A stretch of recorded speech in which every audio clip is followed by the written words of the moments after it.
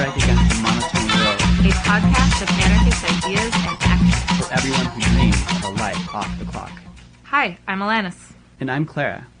This episode takes us up close and personal with people who have successfully resisted grand juries. Comrades who have survived the grand jury process and stood up for what they believed in have sent us their stories. They've joined a long legacy of resistance to intimidation and harassment by the state, and demonstrated tremendous courage, integrity, and care. They hope that by sharing how they each face this ordeal, they can inspire and encourage others facing similar oppression. This topic is especially relevant right now. As we record this, a grand jury has convened in North Carolina that has recently subpoenaed Katie Yao, who is committed to resisting. See our show notes and stay tuned till the end for more information on how to support Katie and North Carolina grand jury resistance. You are listening to a production of the Crime Think Ex-Workers Collective. First of all, let's explain what all of this means. I actually didn't even know what a grand jury was a few years ago. A lot of our listeners might not know either. How is this different than a regular trial?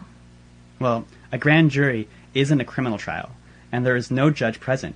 It happens entirely in secret, and no defense lawyers are allowed inside the grand jury room. They can't present any evidence in your defense, and witnesses can't obtain transcripts of their testimony. So who is in the room and what exactly happens? The prosecutor of the grand jury and the jurists that person has handpicked are the only people allowed in the room with the witnesses. Obviously, those jurists are chosen according to the whims of the prosecutor and not screened for bias. Wait, why can't the witnesses have their lawyer present? I'm not exactly a fan of the U.S. legal system, but don't we technically have some kind of rights? A secret tribunal sounds like everything the U.S. legal system is supposed to be against.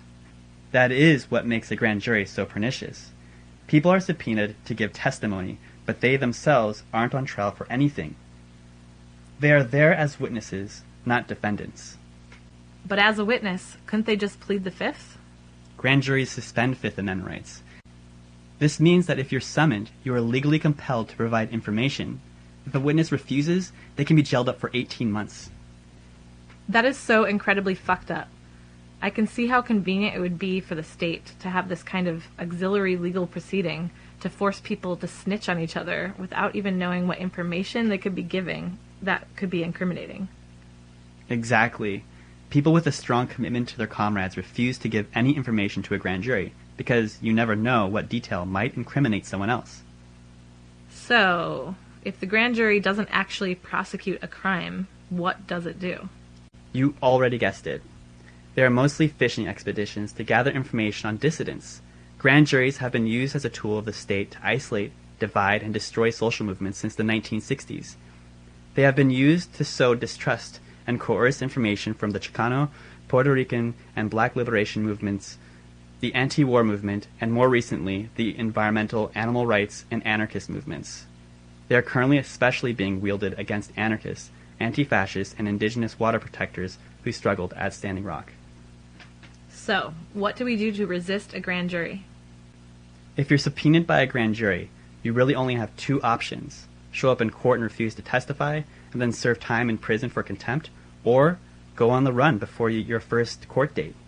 The stories we're about to hear are from three comrades: Esme, who served prison time for resisting; Devlin, who went on the run rather than resist; and Cora, who is the partner of a grand jury resistor and supported them before, during, and after their imprisonment.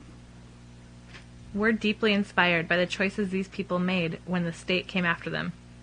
They've told us their stories so that if any of you are currently or at some point experience repression, whether that's a grand jury, criminal charges, or police harassment, these words will hopefully reach you and give you the strength of knowing that many have walked in your shoes before you, and you are not alone. And now we hand it over to them to share what happened to them and how they handled it. These are real stories. So that they remain anonymous, the names and voices aren't their real ones. Their story begins with a knock at the door.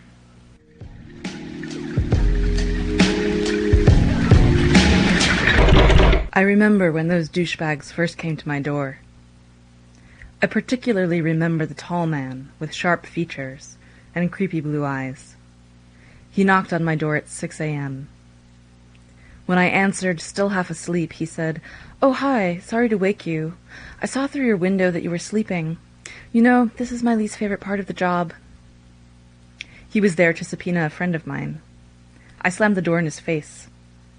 Over the following months, my friends got served their subpoenas and had to go to court dates.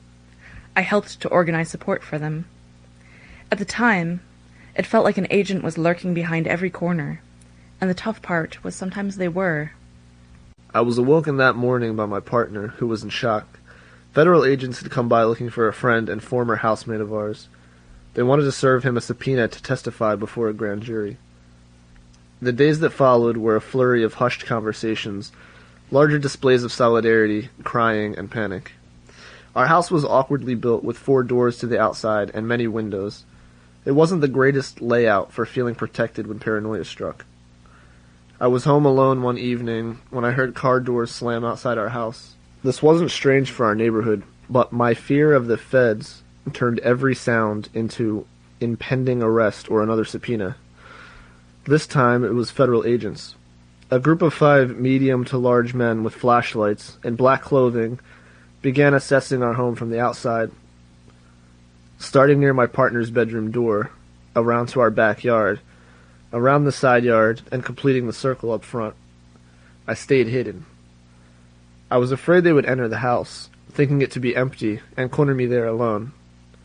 But they only seemed interested in our yard and our home's exterior. It was after this that all of us, my partner and housemates and I, decided it was absolutely necessary to move.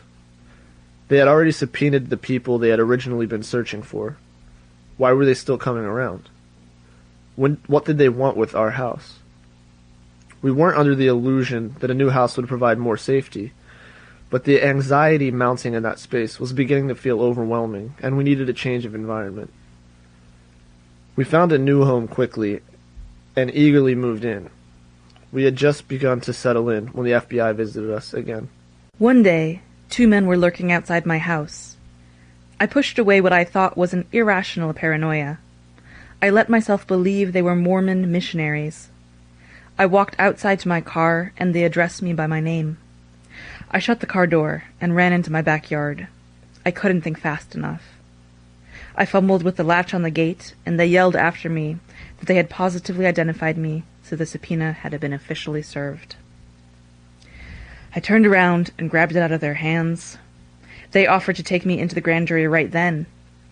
I didn't answer them, but walked into my house and burst into tears. I remember crying and repeating the words, "I don't want to do this, I don't want to do this," over and over again as my friends read the subpoena. I knew what it meant by that point, as several of my friends were already in jail over this shit. It never occurred to me to do anything other than resist, but I was terrified. When my partner was issued a subpoena, it felt like a nightmare. It was the same grand jury that had already subpoenaed our friends, who were now serving jail time for resisting. None of us felt we had the tools to navigate what was ahead of us.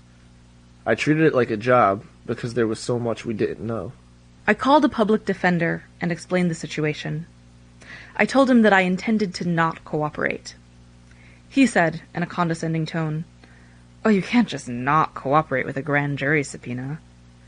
I explained that I knew exactly the consequences, 18 months max in jail for civil contempt, and that I was prepared to do it. I told him that if he was going to represent me, he would have to respect that. After that, he never questioned my resolve once. Ultimately, I would have to educate him about how grand jury resistance works. It surprised me how little the defense lawyer understood about grand juries. Maybe that was just me giving too much credit to lawyers, because I was like, you go to school for 8 years for this, you should know what's going on. It boggled my mind. Luckily, we were able to talk to other radical lawyers. There wasn't a lot of information online, and a lot of it was contradictory, so we talked to lawyers who had explicit experience in political cases. It's not that our lawyer was incompetent, it's just that grand juries are so outside the scope of regular court cases, to the point that the lawyers can't even be in the room. Just like my lawyer, my parents initially encouraged me to consider my options. I told them flatly that I knew I was going to jail over this, and that if they wanted to visit me while I was in jail, they were going to need to respect my decision. In this one conversation, our relationships changed from a parent-child dynamic to one of being adults. Being clear and upfront with both my parents and lawyer about how this was going to go made it much easier for all of them to support me in the ways I needed. This meant they never pressured me to cooperate, even if they didn't understand my ethical reasons for non-cooperation. No one knew how long punitive detention for refusing to cooperate with a grand jury subpoena would actually be. One isn't sentenced to a particular length of time, but attorneys told us that 18 months was the maximum. We were told to expect the maximum because of my partner's public refusal to cooperate and the overtly political nature of the investigation. We went from meetings amongst friends, to meetings amongst family, to meetings with attorneys, to phone calls with comrades trying to gather as much information as possible in the short time before inevitable incarceration. We stayed busy. The wait was agonizing. No matter what we did amongst friends, amongst our political milieu, or in our romantic relationship, I never felt prepared to have my partner's physical and emotional presence stripped away from my life. I never felt prepared to watch them experience detention and isolation.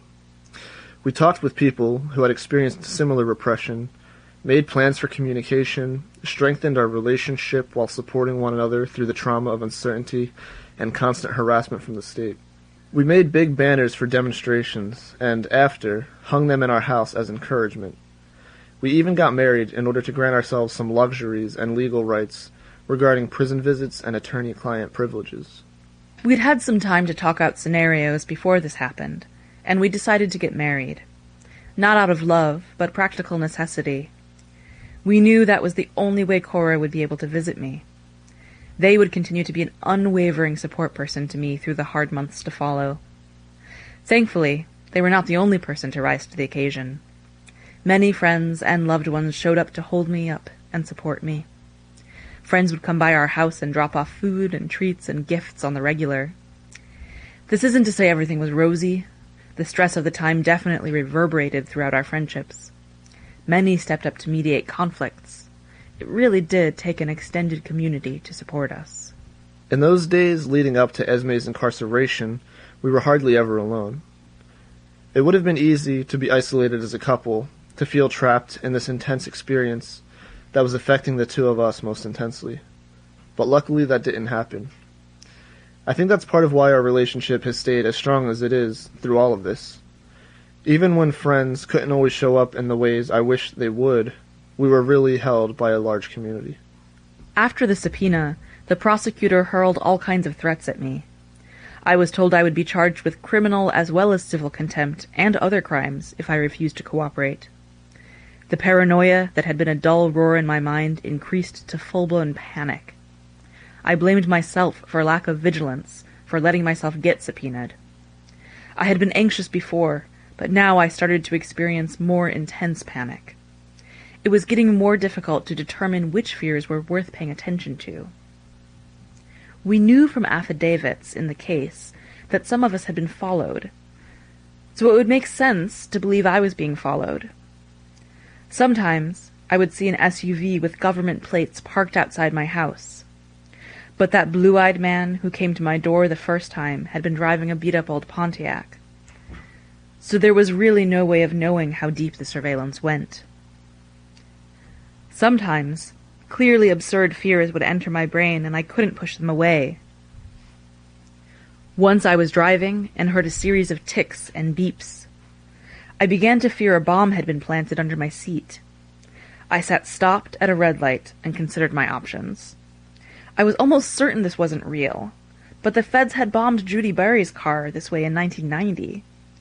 But surely I was not as high a priority as she had been. Waiting for the light to turn, I couldn't reason my way out of this. I pulled over into the Burger King parking lot and got out of my car. I walked a safe distance away. I waited a few minutes before cautiously approaching the vehicle again. I checked under the seat, then under the car itself. Nothing. I felt the seat for anything inside it. Nothing. I got back into my car, took a deep breath, and got to work just a couple minutes late. Experiences like this helped me develop a framework for how to handle these kinds of fears. I created a set of 4 questions. and for each one I'd either ask a friend's advice or imagine what advice they might give. The questions were, 1. How likely is it that what I fear right now is real? What evidence do I have for it? Has this happened to others? 2. If what I fear is real, how serious of a threat is it to me in this situation? 3. Can this situation be addressed? Is there anything that I can do to make myself safe from this? 4. How costly or inconvenient is this precaution? Is this response illegal? Could I get hurt or get in more trouble? Using this framework, it made sense to get out of the car to check for a bomb. Though the likelihood of the threat being real was remote, the precaution I took was low cost and only made me slightly late to work. Having this structure helped me feel like I was doing all I could to keep myself safe. Often, in scary, repressive situations, people oscillate between feeling strong fear and then pushing it out of their minds without taking basic precautions to handle what they're afraid of. Dealing with repression is about risk management. We can't be completely safe from the state or from the far right, but there are steps we can take to mitigate some of the potential harm. Since then, I've used the same framework with households and other groups to assess risks from both feds and neo-Nazis. As Esme's court date approached, we rented a hotel room with friends and talked all night. It was moments like this that kept us going, and something worth doing if you're facing any kind of repression, because everything will feel like shit. In hindsight, I realized there are a few things I would have done differently, especially around asking for support. I mean, we got amazing support, especially all the fundraising, and one friend who gave us a few $100s to cover Esme's rent and car insurance and stuff. At the time, I didn't want to ask for support, just for me, because it felt like a finite resource. Thinking about asking close friends for more than just basic friendship felt like taking something away from others. I didn't really realize how the experience was affecting me. I also don't know how receptive I would have been to someone saying, "This is just time for you," on a certain level. I wasn't able to do all the intense support I was doing, and also check in with all my emotional needs. Esme was the same way, and we brought that out in each other. We both stayed really task-focused. That night in the hotel, I could feel my freedom slipping out from under me. I hadn't seriously considered going on the run, but in that hotel room it suddenly seemed so appealing. How was I going to walk into the hands of my enemies the next day, when I could just as easily breathe the free air for another day? I thought about trying to live underground in the States or leave the country and start a new life under a different identity. But both would have to be indefinite, if not lifelong exile, which seemed hard to imagine. Jail time, at least, had a max of 18 months. And it seemed like most people usually did more like 6. And I could get letters from my loved ones, something much harder to pull off from underground. So going on the run seemed like the harder option, although it perhaps represented an even larger middle finger to the law. I reconciled myself to my choice. I spent the night embracing my friends and watching Mean Girls 1 and 2. Spoiler, the second is terrible, don't bother. I appeared at the courthouse the next day, delirious from lack of sleep, but ready to face my incarceration.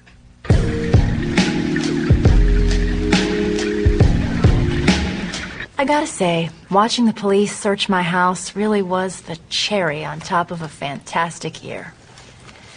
How much trouble did you get in for telling the truth? A lot. Well, you didn't write that whole book yourself. Did you tell Mr. Duvall who else did it?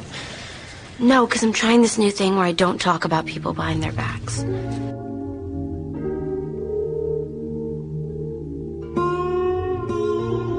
Devlin is someone who faced the same dilemma and made the only other honorable choice. I didn't decide to become a grand jury resistor on the day the federal agents emerged, seemingly out of nowhere, forcing their subpoena into my unwelcoming hands. Decisions like this are rarely made in the moment. For me, it would be more reasonable to say I started to make this decision 5 years before I was subpoenaed, when I first learned of Dr. Abdel Halim Ashkar. At the time, he had just been sentenced to 11 years and 3 months for resisting grand juries in New York and Chicago. A fighter for Palestinian liberation, Dr. Ashkar was jailed several times between 1998 and 2007 on civil contempt charges. These were intended to coerce his testimony to a perennial grand jury investigating Palestinian nationals on racketeering charges. As exhausting as the protracted struggle must have been, Ashkar was unyielding in his defiance, refusing to implicate anyone, saying in court that he refused, quote, to live as a traitor or as a collaborator. In 2007, the case came to a head.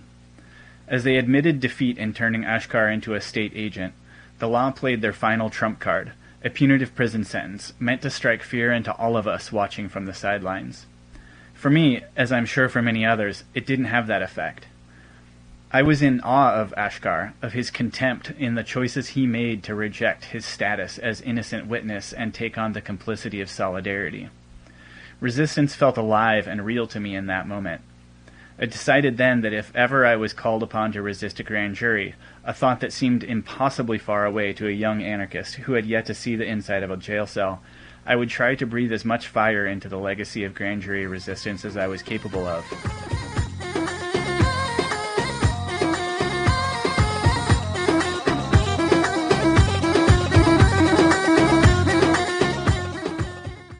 In the Federal District Court of the Southern District of New York.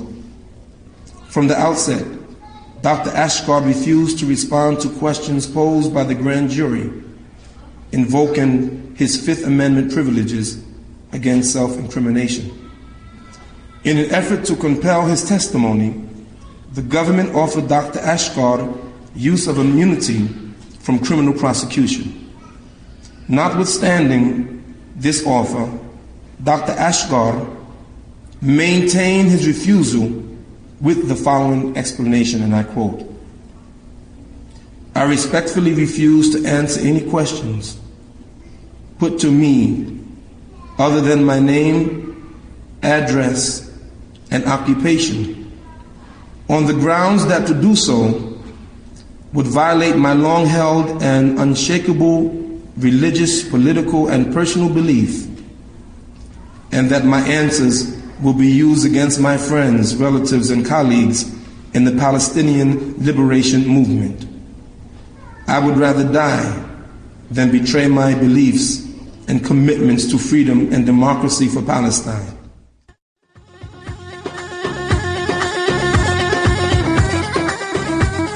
I wanted my resistance to be as defiant as it could be. I didn't want it to be based on the fact that I was innocent, but rather to be a clear and outright refusal of everything they wanted from me. I hoped that this complete defiance would inspire others as Dr. Ashkar had inspired me. I also thought about it from a security standpoint.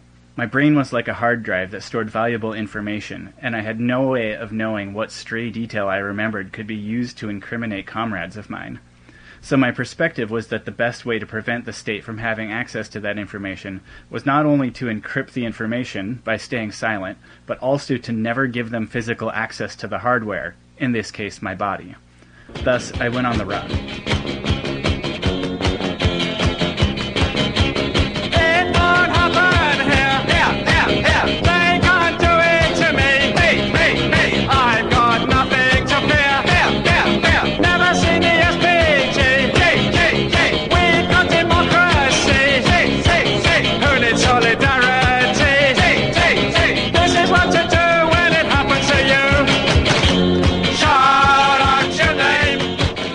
On the morning of my court date, my parents, my partner, my lawyer, and I got coffee across the street from the courthouse.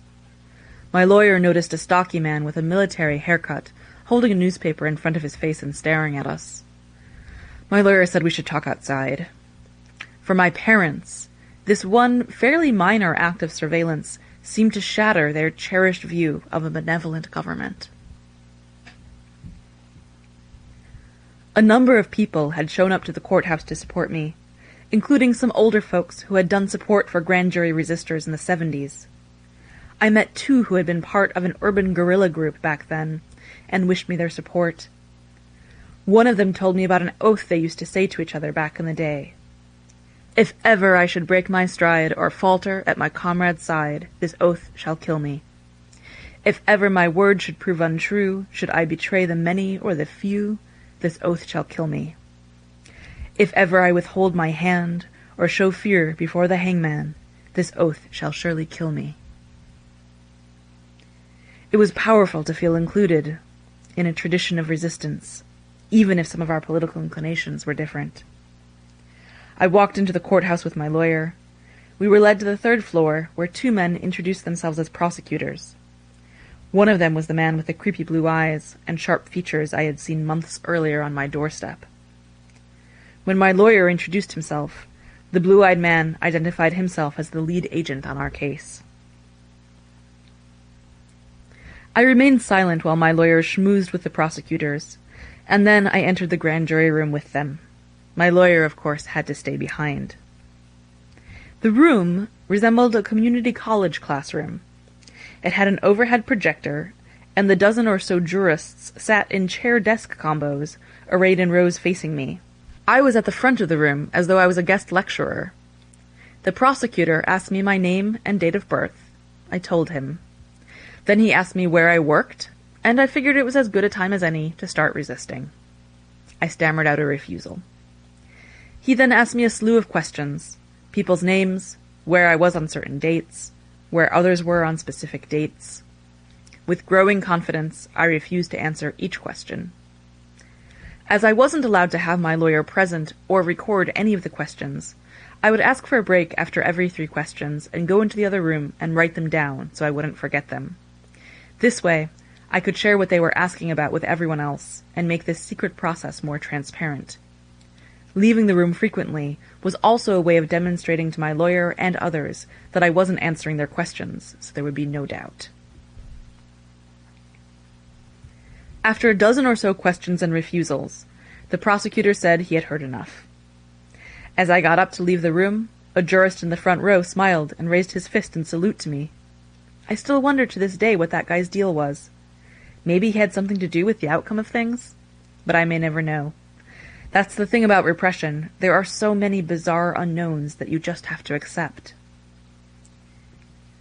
After that, I was taken in front of a judge, granted immunity, questioned by the grand jury again, and refused again. By the time all this was over, the workday was over, and I was given another court date a few weeks away. It felt a bit anticlimactic. I had prepared myself to go to jail. I had packed up all my stuff, found someone to rent my room, and now I had to go back to my house, where I no longer really had a room, and kill time until I went to jail. As I waited, I searched for ways to prepare myself for what really can't be prepared for. I talked to more former political prisoners who offered incredible advice and emotional support. I made plans with my partner, parents, and friends about my support. After another court date, I was given a self-report date, and at 9 a.m. on a gray morning, after all that waiting, I gathered with a small group of comrades and my parents to say goodbye. As the time approached for me to go in, I started to hug people goodbye. I started crying, and an older comrade grabbed me by my shoulders and looked into my tear-filled eyes and said, "Hey, you've got this. Seriously, don't doubt it for a second. You've got this." That phrase would come back to me often in the following months. I wasn't prepared for what it would feel like to have my partner be so physically absent from my life. When Esme was in jail, I focused all my emotional energy on supporting them. This involved writing long letters every day, micromanaging their support, talking with friends about our visits, meticulously planning my trips to visitation, and really trying not to plan for life after they got out. I tried not to think about the future. They could be in for over a year, and at the end of that could end up indicted as part of the ongoing investigation. There was also the fear that I would be indicted as a result of the grand jury's findings. The future was so unclear that the present was all I could grasp. I buried myself in work every other day of the week. Shortly after my partner's subpoena, I took on a second full-time job. I used my 60 to 70-hour work week as a way to exhaust myself and disassociate from the trauma I was incurring. It gave me purpose while I felt aimless and heartbroken. I withdrew from many friendships and stayed firmly in high functional crisis mode. If you had asked me at the time what kind of support I needed, I wouldn't have been able to say. I felt like any care someone gave me was taken away from Esme. In retrospect, I'd do a few things differently. But I do think it was important for both of us to focus on practical details and things we could control. It wasn't until much later that we both realized how not okay we had been. When I walked through the front door of that jail, I was shuttled between various booking rooms for hours. Around 11 a.m., I was given a ham sandwich and some pudding in a brown bag. I decided that if the state wanted to lock me in a cage and attempt to ruin my life, I would resist by making my time in jail the best thing that had ever happened to me. I looked at that ham sandwich on white bread and decided I was going to eat as healthily as I could for this meal and all the ones to follow. So I left the white bread and pudding in the bag. It sounds weird, but this helped me feel like I was regaining some amount of agency. They took me in front of a guard sitting at a desk who called himself a counselor. He asked me a slew of questions to figure out if I was eligible for placement in general population. I tried to answer every question so that I would qualify. I remember him smirking and rolling his eyes when I told him I was straight. But at the end, he said I looked like I was eligible for GP. He sent me back to a holding cell, then came back a while later and inexplicably took me into the solitary confinement unit and put me on cell alone status. The guards told me, "Since you haven't committed a crime, you're being held here coercively, not punitively. We can't house you with the GP with the criminals." The guards told me, "Since you haven't committed a crime and you're being held here coercively, not punitively, we can't house you in GP with criminals." I responded that my co-defendants were in GP, but they didn't offer any other explanation. I found out later that at that same time, my co-defendants were being transferred to other solitary confinement units as well. It's clear to me that the prosecutor was trying to apply extra pressure to get us to break. I woke up the next morning at 6 a.m. to a tray of warm food being slid through the trap door inside my door. I again picked through for the less processed-seeming parts and ate them, even though I wasn't hungry, and wanted to keep sleeping. I figured I would take what I could get. After breakfast, they asked me if I wanted to go to the rec yard. I had assumed I would be in this one cell all day and jumped at the opportunity to get out. They put me in what passed for a rec yard and solitary, which turned out to be a triangular cell with a chain-link fence on all sides, and a vent through which cold air blew, but you could see the sky if you stood in the right place. It was barely larger than my cell, and it was so cold I couldn't really do anything other than shiver. After that, I stayed in my cell during rec time. I started journaling, planning out workouts and other self-improvement activities. In the evening, a cart came by my cell, and I was told I could pick 2 books from it. I picked out the longest ones I could see, then scanned the titles for anything familiar. To my surprise, I found an Octavia Butler book I had been meaning to read. The familiar author brought warmth and joy to me when I was confused and alone. Her writing, bleak but so honest and nuanced, felt like just the emotional tone I needed to set going into the next few months of my life. I asked about phone calls and was told that I could make 1 15-minute phone call each month. It seemed unbelievable, but it was true. I would have to be sustained by letters. On the 3rd day, when I started receiving them, everything got so much better. The guards seemed resentful of having to read all my mail, but their resentment just made me feel better and better. The first book I received was Vida by Marge Piercy, which follows a woman in a fictionalized Weather Underground type group, as she tries to survive living on the run. I knew some of my comrades who had also faced repression had gone on the run, but I had tried to avoid any contact with them or knowledge of what they were going through, so as not to lead the authorities to them. Vida made me feel connected to what they might be going through. The story doesn't glorify life on the run. It left me feeling like I was the lucky one to be safe in a cell, rather than precariously waiting for the cops to come busting down my door.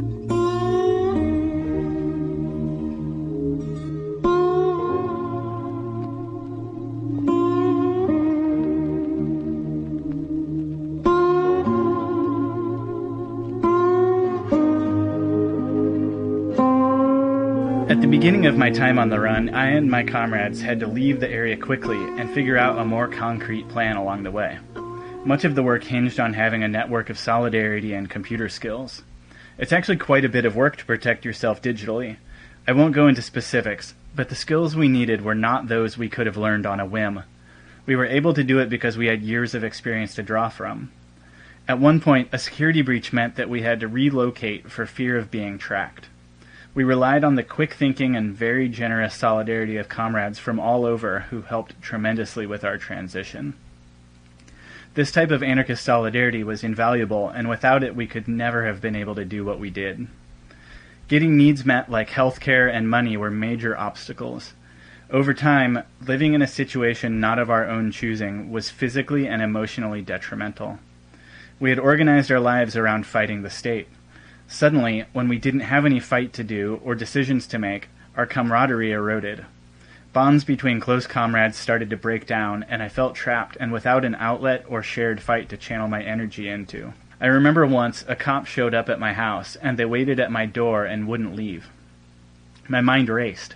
I remembered that I had mapped out a way to escape by jumping between rooftops, but I hadn't tested it and didn't know if it would work. I had this internal freakout, but I quieted my fears because I would have to deal with the implications later. Right now, I just needed to get out. My body became weirdly calm as I went through the house, burning everything that could be used to identify me. I also ate a package of cookies because I didn't know the next time I would be able to eat. I sent word to let friends know what was going on, got a backpack together for my rooftop journey, and looked out the window one last time, and the cop was gone.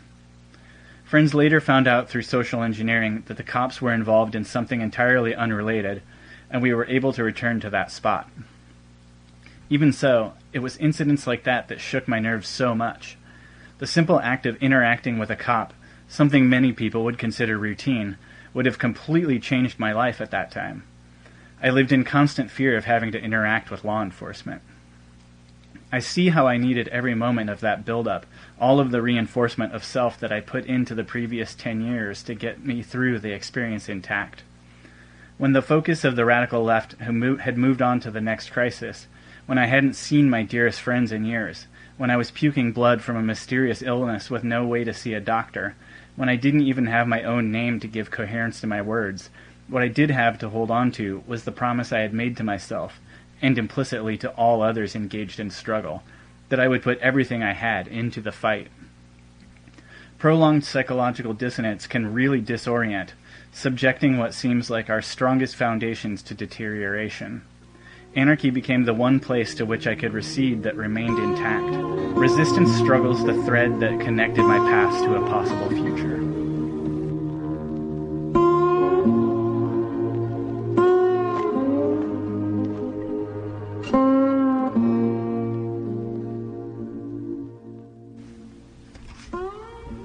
As the days became weeks, I got some basic stuff on commissary and had a routine planned in half-hour increments, so I would always be busy. I was teaching myself to eat and write with my left hand, practicing Spanish in the evening, reading Foucault in the morning, writing 3 long letters after dinner, and starting to meditate. My cell looked west out over a park, but the tiny window was opaque and foggy. There was one corner, though, where the clear epoxy that sealed the window hadn't been fogged over. Through that tiny gap, I could make out 2 trees in the distance on a hill, silhouetted against the sky. I would watch them for hours as the light changed. I still feel a happy sense of nostalgia when I think of how beautiful those 2 trees were. Since my release, I've gone back and tried to find them, but none of the trees really seem right. Maybe they've been cut down. Or maybe I imagined them. Every now and then the guards would transfer me to another cell. None of the others had a view like the first one. One cell was so cold my bones ached from the pain of it, and I couldn't sleep. I asked for a second blanket, but they never gave me one. This was the hardest time. I felt so alone and sad, and not being able to sleep much made everything harder. If I slept during the day when it was warmer, I'd be up awake at night with no light, unable to read or distract myself from my thoughts, which were often dark. When the dark thoughts came, I would do 10 burpees and then sit for a minute and scan how I felt, and then do it again as necessary. As bad as that was, I could hear other inmates having harder times. Once, I heard one pounding the walls and screaming about being suicidal. A unit of cops in riot gear beat them until they were quiet. Incidents like this were impossible to ignore, because they stood out so starkly from the monotony of my days, but each time they happened, I was plunged into much darker thoughts. After the cold cell, I was transferred to one with a window that faced a wall, and no mirror. This detail may seem insignificant, but my ability to see my reflection had previously allowed me a sense of identity that was suddenly lost. Without an image of myself or a companion, my mind became a stranger and stranger place. I looked inwards and saw nothing. So instead I turned to my letters. It was these correspondences that gave me a sense of self. I was not an island, but an amalgam of my relationships, conversations, and collective passions. Whether I was working out, meditating, eating, reading, or writing letters, I was doing it to strengthen my interactions with the outside world. I lived off the letters, zines, and books I received. Right when I'd learned how to handle the cold isolation and identity crisis of solitary confinement, when I felt ready to endure this for the next 16 months, I was transferred to general population. It was nothing like what you see on television. People were initially suspicious of me, as I didn't have the normal paperwork that other inmates had. My story didn't quite make sense to some. Most people had never heard of civil contempt. Once I was able to show them a newspaper clipping about my case, people started to trust me. Then I met an older bank robber, John, who said he'd been in prison in the 70s, the same prison, in fact, as the ex-urban guerrilla folks who had come to my court date and shared their oath with me. I asked John if he knew those people, and he did a double take. He said, "Holy shit, you're into that stuff?" I said, No, they're just friends of mine, but we believe in a similar cause. After that, John dedicated himself to looking out for me. He said that he missed the old days of principled convicts who didn't betray each other, and he saw me as staying true to that legacy. I was flattered. I made other friends in general population, kept up with my workouts, started to fall behind on my correspondence, played cards, tried to explain anarchism to people, and generally had an okay time. One thing that I found difficult to navigate ethically was racial politics. I am white, and thus I had to sit with white people at lunch, watch the white TV, etc. I tried my best to buck those rules and build friendships with people of color, since I'm ideologically opposed to white separatism. Moreover, some of the other white inmates were affiliated with white supremacist gangs. One way I managed to do this, oddly enough, was by hanging out with evangelical Christians. The Christians were organized on a multiracial basis. Though I didn't go to their Bible study, I would work out with them and play cards and chess with them. In some ways, time went by fast as I started to build real friendships with other inmates based on emotional support and vulnerability. I was also able now to have hour-long contact visits with my partner and my family. The waiting room, the same room where I last saw my partner before they were taken into custody, was gray. The walls were large, painted brick interrupted by the occasional bulleted list of rules and expectations. I always arrived right when visitation hours began. We waited there until the guards called visitors up in groups to go through security. I and a handful of others, often families with children, were led through a long series of heavy doors to the visitor area. As we entered the room, I watched as people recognized one another, briefly hugged, and sat down to talk with their incarcerated loved ones. I didn't see my partner, but thought maybe they would be one of the few inmates trickling in. Over the following few minutes, my mind went directly to the worst-case scenarios. I knew they were in solitary confinement. Were they hurt? Were their visiting privileges rescinded? Did I misunderstand the visitation guidelines? A guard came from behind and asked me to follow him. I was led into a small room off the main visitation room. This room had 2 small television screens with telephones attached. The visitation wouldn't be in person, but over the screen. My heart sank as I waited for a familiar face to appear on the screen. Their body was on the small screen. The camera was an awkward distance from where they sat.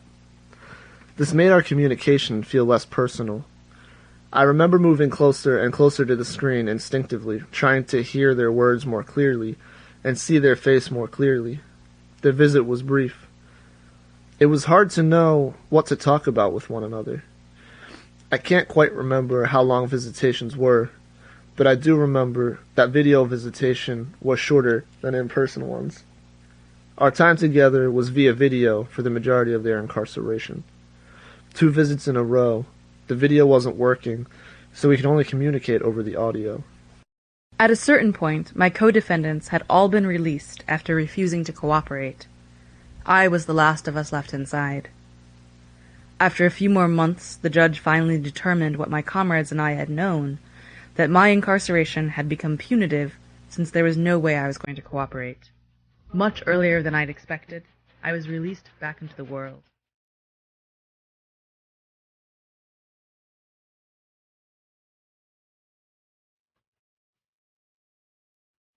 I had almost no warning that Esme would be released. It was so surreal. It might have been the day before or the day of. I ended up getting a call for a friend letting me know. I was preparing for 18 months. We'd gotten married. I had my schedule down for visitation. We had a system, and we'd been getting good at it. And then it was suddenly over. I hadn't planned for what would happen after. I felt like if I started to think ahead, I'd get caught up in longing for that. So when they were released, I didn't even know what to do. It was hard to even feel relief, since the grand jury was still convened and the possibility of future subpoenas and indictments still hung over us. It seemed impossible that 3 or 4 people would be incarcerated over this for months and no indictments would follow. Esme was home now, but would it even last? Or would I be the next one taken in? A lot of us had experienced being detained or mass arrested, things that were a direct result of certain conflicts with the police and state. But this felt like a different category. It's not like there was a sentence to be served, and then it was over. We had no time frame for how long we had to wait. One lawyer identified the date they thought the grand jury convened, but because they could always reconvene and subpoena more people, it never felt like there was an end. It just hung over us until it eventually dissolved into our past. But I put it in the back of my mind because there wasn't a lot I could do except keep functioning. The shock of release was intense. Riding in a car felt so bizarre. I had lost so much weight none of my clothes fit. I had picked up strange mannerisms and new anxieties. But I was overjoyed to be with my comrades in the flesh again. The collective trauma we all experienced brought us much closer and forged powerful bonds that continue today. Some of my friends would stay on the run for years after, but that's another story. There were some who betrayed their comrades and capitulated to the state's demands. I won't waste my breath on them, except to say that their mistake was tremendous. They lost all their friends, and endured just as much trauma as the rest of us. But they cut themselves off from any support because they chose to throw others under the bus. Not only was their decision unethical, but in the end it wasn't even self-serving. My experience was painful and life-changing. Many years have passed, and I'm still healing from it. But I do not regret my decisions for an instant. Now that this is as behind me as it ever will be, I can see the ways it has shaped me. I moved out of town and onto a farm, in part because of my fear of the police. I had so many traumatic experiences about having them in my home. On the other hand, I felt much stronger and more capable than I did before. Specifically, I know exactly how to do this, and I could do it again. I know how to navigate the prison system, and I have much more empathy for incarcerated people. When I write them letters now, it feels more personal. I'm also proud of how I was able to build relationships that held a foundation for us all to hold each other through this experience. It helped us get out of the theoretical realm and solidify what we really think and believe. Being able to watch someone I love so much make those decisions based on their personal beliefs was inspiring. We can also say, of course, we would never crack. but it's interesting to see someone actually rise to that challenge. It made it seem possible for me, because I was terrified I was going to go through the same thing. When I first got out, I thought I was fine. It wasn't until years later that I realized how not okay I had been. Thanks to lots of therapy, hallucinogens, learning about trauma, writing, and the loving patience of friends, I've healed a lot. I am forever changed, but in many ways I am stronger, and I'm able to come to anarchist struggles with a focus and intention that I learned from my experience.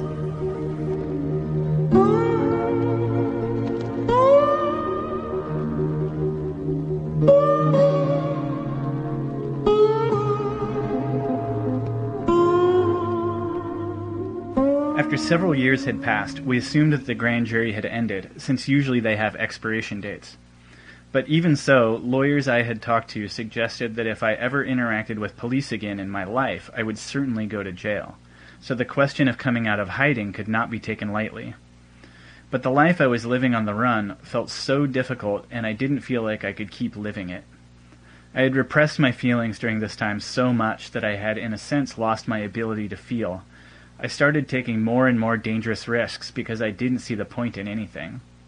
But some part of me was aware of the self-destructive path I was on, and I discussed it with my comrades. We made the decision that the cost of staying underground was no longer viable. None of this is to say that it was all bad. It's easy to emphasize the negative, but there were so many incredible high points I may not have experienced otherwise. Like when I drove for hours in a car full of friends and swam with dolphins in the ocean, I remember thinking, I'm supposed to be in jail right now. It made the joy feel that much more intense. Returning to my life felt like exiting one dream world for another.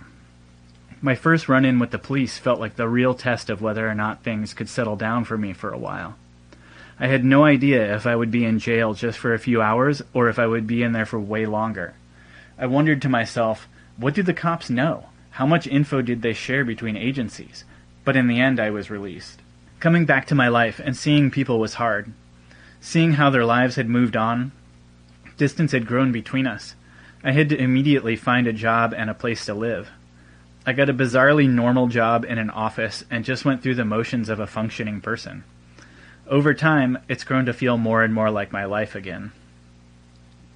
I still feel rootless and disconnected in big ways at times, but I'm starting to feel comfortable with that. I have been able to make deep friendships with people all over, engaged in disparate but consistently inspiring work.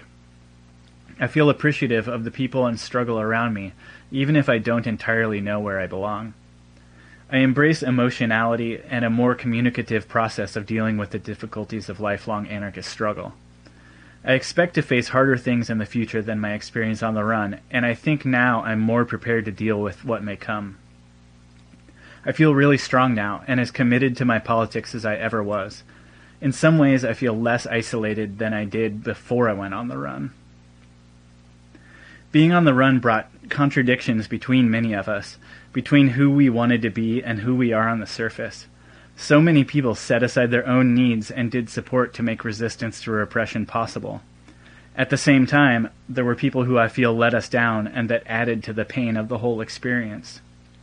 If I had to offer anything resembling advice to someone who was thinking about grand juries or repression more generally, from the comfort of a home or stable life, it would be to decide right now who you were going to be. Know what your struggle looks like and spend every fucking day building that context in one way or another. If you are serious, you will be tested.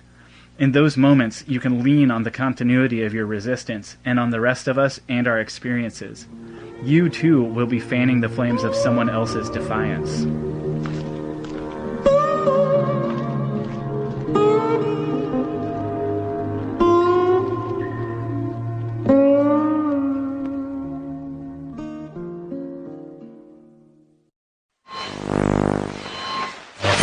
You're listening to the X Worker.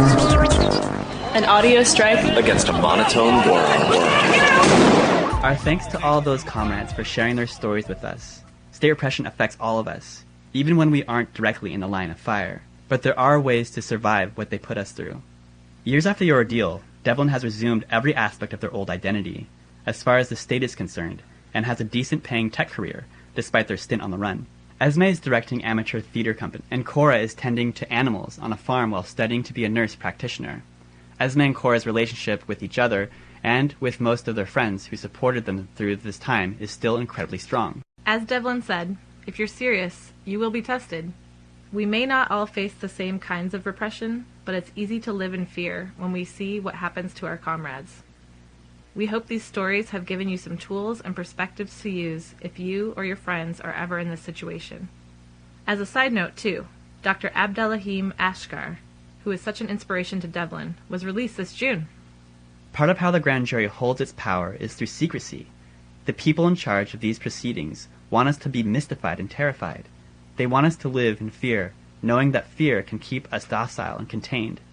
The more we can learn about how grand juries work and how we can keep ourselves whole and sane as we navigate them, the less power they hold over us.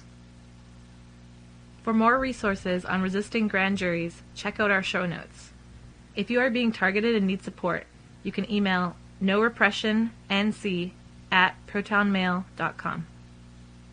And for more information on how to support grand jury resistor Katie Yao, you can find the link in our notes or go to ncresiststhegrandjury.com. Katie has been subpoenaed to give evidence about the October 2016 firebombing of a GOP office in Hillsborough, North Carolina. She doesn't have anything relevant to offer the investigation, but that's beside the point. Katie was called to testify on July 31st and refused. In response, the assistant U.S. attorney informed her and her lawyer that she was not released from her subpoena and that the government will be requesting contempt. She does not know yet if or when a contempt hearing will be held. We hope you'll do what you can to support Katie as she's courageously resisting this grand jury. We'll leave you with her words in a statement she shared after her subpoena. Until next time, keep loving and keep fighting. We'll see you in the streets. From Katie Yao. The state demeans everything that we hold dear when they threaten us in this way. The most free and wild thing we have in this world is our love for each other, and we know that our health, our safety, and our liberation can only exist in a world without